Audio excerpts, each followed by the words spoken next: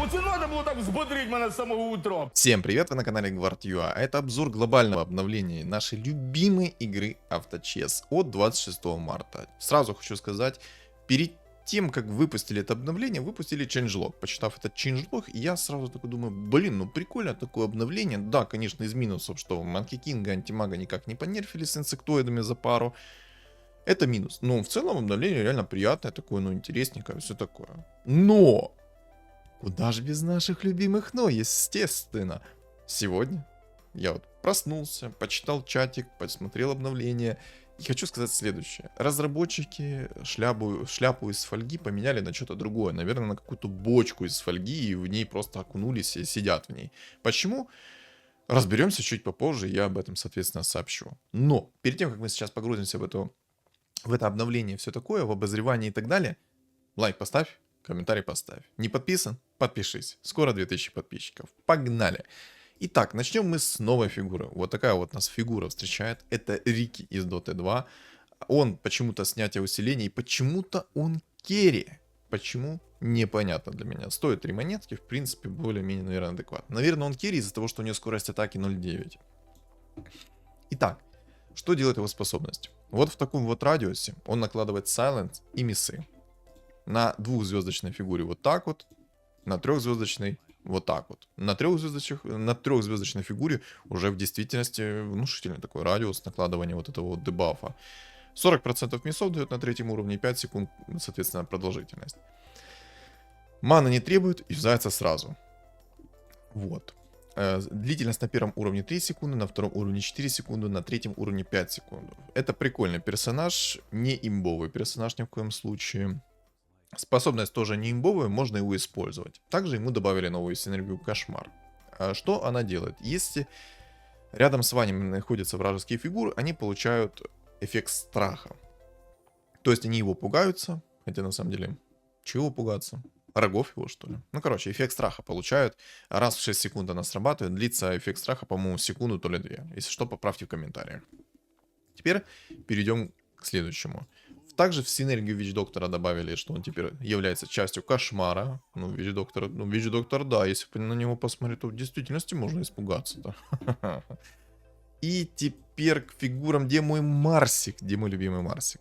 Где мой любимый Марсик? Марсик, вот ты где. Сделали так, что теперь у него есть скорость атаки, и, соответственно, он может дамажить с руки. Круто, спасибо. Давненько такого обновления-то ждали.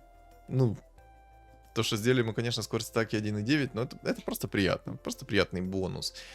И самое главное, из-за чего у меня кипит 5-я точка, и думаю, у вас сейчас она тоже закипит, и вы такие думаете, ага, на Monkey King горит лампочка. Но, ребят, не только на нем, на Антимаге тоже.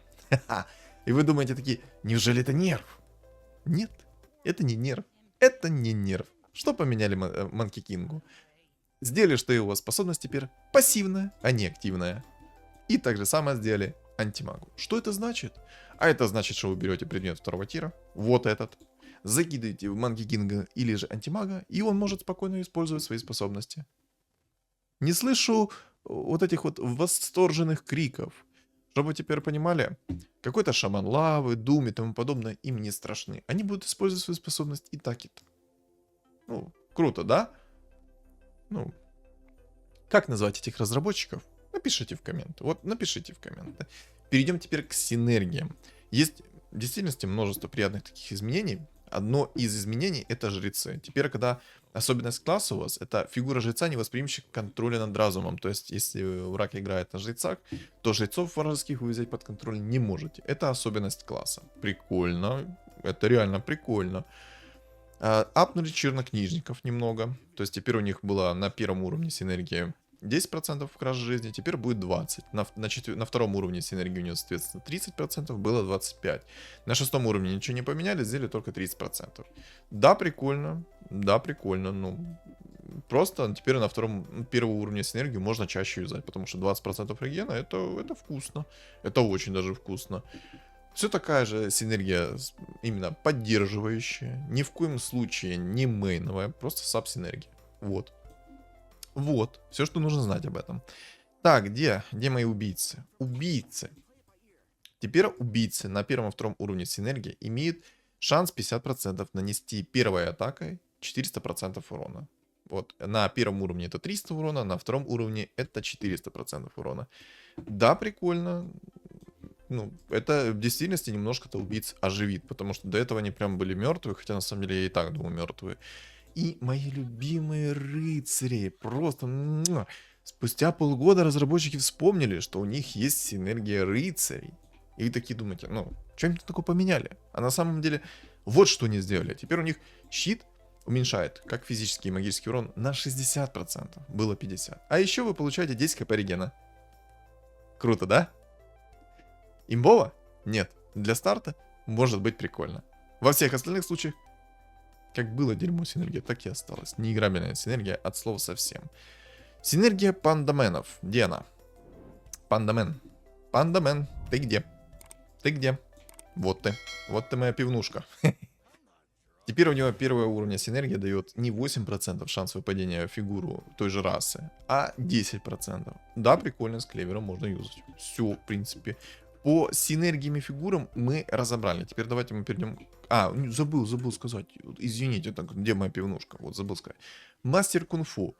Особенность синергии была в том, что когда меньше 50% у этой фигуры, она отпрыгивала в безопасную точку, чтобы потом снова подпрыгнуть к ближайшей точке, чтобы побить. То есть это скинуть агр и тому подобное. То есть было прикольно, теперь эту особенность класса убрали. Ну ладно. Обидно? Нет. Предметы. Убрали два предмета. Это плиту и ружье. Ружье, ладно, убрали по той же причине, потому что в действительности оно какое-то бесполезное было. Но плиту-то за что? За что-то плиту убрали. Это предмет третьего тира, броня. Зачем? Да почему? Непонятно. Добавили предмет «Жадная рукавица». Мгновенно уничтожает одно призванное существо или иллюзию с меньшим запасом здоровья, чем у носителя. Если это домашняя игра, то, соответственно, выпадет одно золото. То есть это Мидас из Доты, но со своей особенностью. На домашнем поле, кстати, приятный такой бонус, одна монетка. Ну, прикольная перчатка на самом-то деле. Но самое главное, это с меньшим запасом здоровья, чем у носителя. И вот это вот нужно учитывать. Далее, добавили два прекрасных предмета. На самом деле, разбавляют эту игру этими предметами. Смотрите, магическая призма. Маг урон плюс 20. И уникальный пассивный эффект, что количество целей для направленных способностей или умений снаряжения, выпущенных по врагу, плюс 1. То есть это 2 дума, 2 лагуны, 2 безоружия и так далее, и так далее, и так далее. Думаю, тут понятно. Кристалл Божьего Посланника. Получение маны плюс 75 и уникальный пассивный эффект.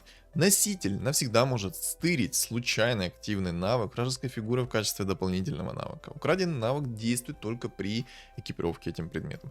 Прикольный такой предмет. Мне кидали уже скриншот, когда котел украл скилл Зевса. Ну, сами подумайте. Прикольно это? Это очень прикольно на самом-то деле. Типа, ну, очень прикольное такое нововведение по предметам. Мне оно нравится.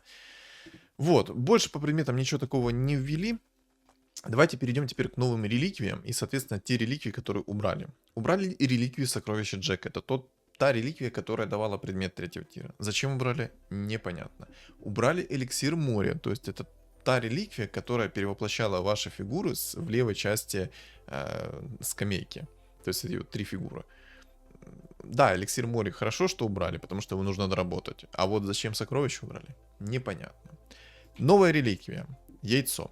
Повышает вероятность выпадения странного яйца на x10. Вот. С каждым завербованным этим яйцом вероятность минус 2. Длится, соответственно, 10 раундов. То есть, по сути, 5 раз можете яйцо выбить. С намного повышенным шансом. Прикольно, в принципе, да. Мне нравится такая реликвия. В лете может очень даже зарешать. Реликвия «Хаотичный договор». Когда реликвия исчезнет, вы получите сундук с предметами, основанный на самой высокой награде, либо же компенсации в течение периода владения. Длится 10 раундов. То есть, реликвия работает как на серию побед, так и на серию поражений. Прикольная такая реликвия, особенно когда играете на лоу-стрике, либо же на вин-стрике. И эту реликвию невозможно заюзать, если у вас нет уже серии побед, либо же серии поражений. Какая компенсация либо награда, я не знаю. Поэтому о ней вы напишите в комментариях. Какая там компенсация? Мне очень интересно, какая компенсация. Но в принципе реликвия прикольная. Реликвия ночной рейд зверей. Количество крипов, с которыми вы сражаетесь в раунде, умножается на 2. И количество их хп и урона уменьшается на 20%, естественно. Если вы их всех победите, вы получите сундук на 1 уровень ниже от текущего раунда. Вот на 10-м раунде это полнейшая хрень на самом-то деле реликвия. То есть на 15-м раунде у вас появляется 10 волков, которые разрывают вам 5-ю точку, и на 20-м раунде вы сундук не получаете. Все. Вкусно? Очень вкусно. Ну, короче, я думаю, прекрасно поняли, что я имею в виду.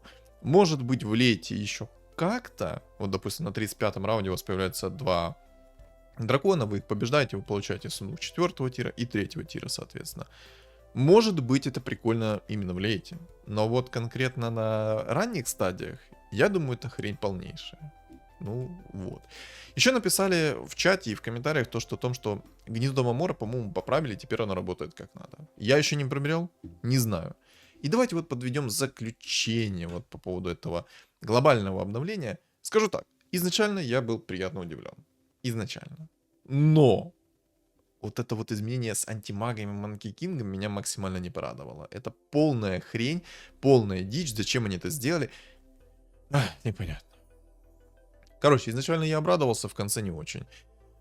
Глобальное обновление, в принципе, внесла некоторые правки. Может быть, что-то там поменяется в мете и тому подобное. Но мне кажется, актуальность Манки Кинга антимага выросла на несколько позиций вверх, потому что теперь это пассивная способность, а не активная. Это жестко, это очень жестко. Этим я недоволен. И все. Ну вот. А в целом, обновление приятное. Посмотрим, что будет дальше. Я все-таки надеюсь, что разработчики услышат о том, что надо понерфить антимага, Манки Кинга, немножко переработать инсектоидов. Ну это надо. Ну, зачем? Зачем? Мета антимагов и Манки Кингов продолжается. Вот мое заключение. А в целом патч приятный. В целом. Ну вот кроме этих двух. Ну, если их реально убрать и переделать немножко инсектоидов, патч был бы шикарный. Я думал, что это в действительности тот патч, который меня порадует. Но нет, к сожалению. Чисто один Манки Кинг и антимаг попортили всю малину. Ладно, надеюсь, что обзор этого обновления был для вас полезен, поэтому что думаете о нем, вы напишите в комментариях, а также поставите свой лайк, и кто не подписан на YouTube, подпишется. Еще у меня есть телеграм-канал, он закреплен в описании под видео, в комментариях под видео, а еще на экране у вас появится QR-код. Всем спасибо за просмотр и всем удачи!